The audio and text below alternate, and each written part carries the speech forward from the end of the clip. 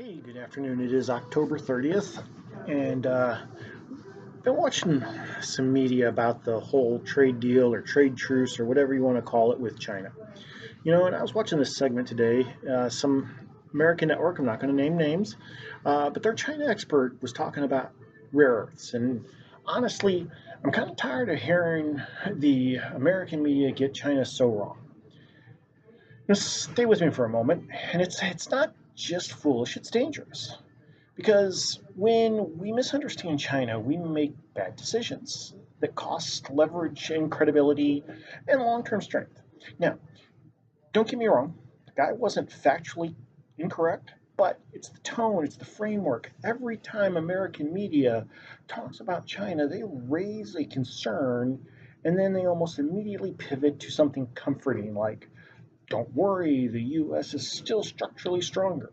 Yeah, yes, but that's kind of wrong because China is structurally a sound country. We may not like the way they do business, but it's still structurally sound.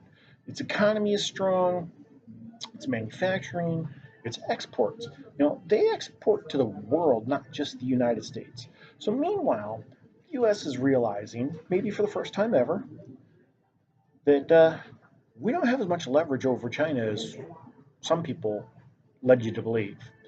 Now, we're out here asking China to buy some soybeans again, while they're reminding us they can get it from somewhere else.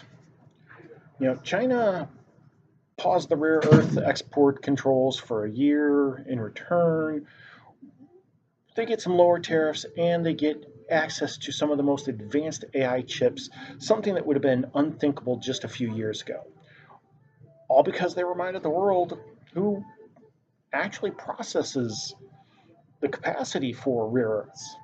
You know, and rare earths, think about it, it's not just that. It's clothes, it's car components, it's building materials. So when China says if you're going to punish them for the stuff you have been buying for decades, that's not wrong to point out how interconnected the countries really are.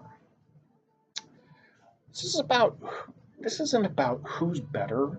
It's about recognizing the reality. The two biggest economies on the planet need each other. So I'm Robert Wolf with the host with Stirring the Pot, Politics Without Fear.